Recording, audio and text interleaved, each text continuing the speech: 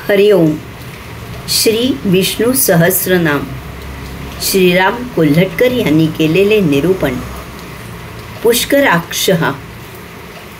पुष्कर म्हणजे कमळ व अक्ष म्हणजे डोळे.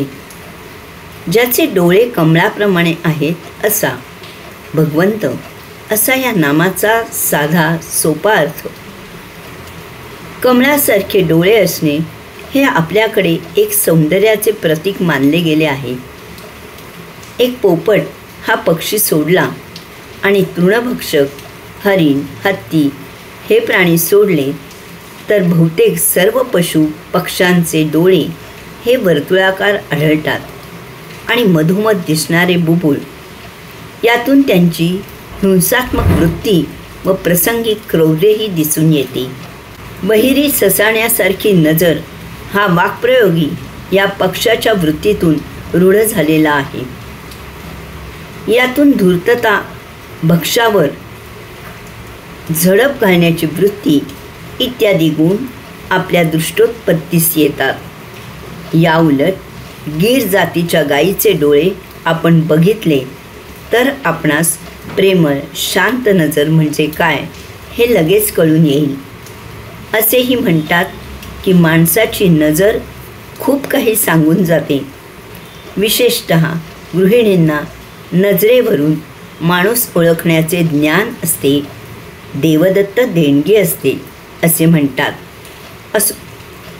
इथे भगवंताचे डोळे कमळाप्रमाणे आहेत असे सांगायचे काय कारण? तर भगवंताच्या डोळ्यामधून प्रगट होणारे प्रेम, वात्सल्य भक्ताला आश्वासक वाटते. त्या सगुण साकार मूर्तीचे ध्यान करावे, चिंतन करावे. आपल्या मनाने, बुद्धीने जीवनातील एक परम उच्च अवस्था प्राप्त करावी अशी स्फूर्ती वाटते.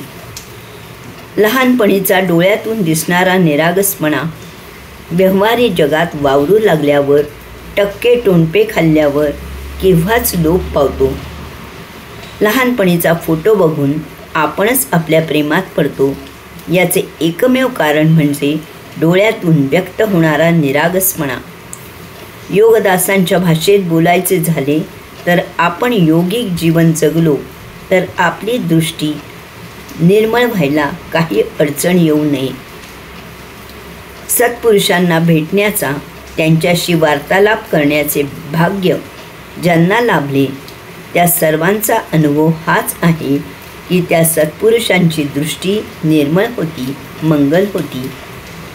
या पुष्कराक्ष नामाच्या निमित्ताने आपल्याही डोळ्यातून निरागस मंगल भाव प्रगट होवोत ही त्या नियंत्यापाशी प्रार्थना.